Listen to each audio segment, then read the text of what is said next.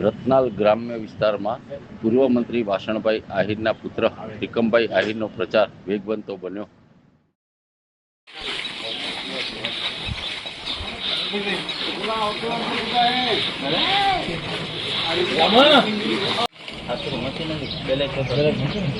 Ballot paper છે ને આવો ફુગાનો નિશાન હતું. હા, એમાં તમે તો પેલા વોટ કરેલા તો મારવાનો હોય.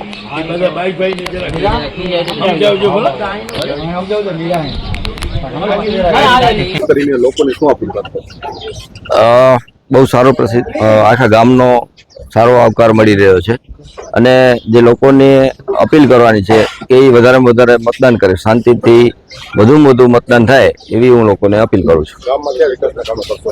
ગામમાં જે અત્યારે અમારે ડોર ટુ ડોર બધી જગ્યાએ સંપર્ક યાત્રા ચાલુ છે અને એ સંપર્ક યાત્રા કરવાનું મુખ્ય કારણ એ જ કે આપણે ઘરોઘર શેરીઓમાં ફરીએ તો આપણને ખબર પડે કે કયા ઘરની કયા શેરીની કઈ સમસ્યા છે.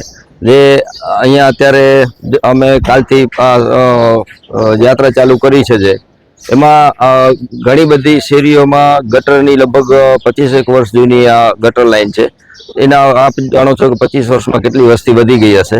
પાણીની લાઈન કે ગટરની લાઈન, લાઇટ કે તો ઠીક છે, પણ આ બે જે સમસ્યાઓ છે એને હવે કઈ રીતે વધારે પોળી પાઇપો કે રાખી અને આ સમસ્યાનો સમાધાન જલ્દીમાં જલ્દી કરવાની કોશિશ કરશું.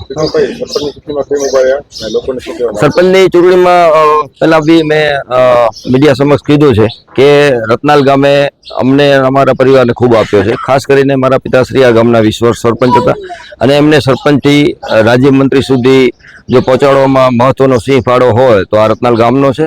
અને આ રતનાલ ગામનો મને વિચાર આવ્યો કે મારે રતનાલ ગામનો રોડ ચૂકવવો છે, એટલે મેં આ રતનાલ ગામના સરપંચ પદે ઝુકાવ્યો છે.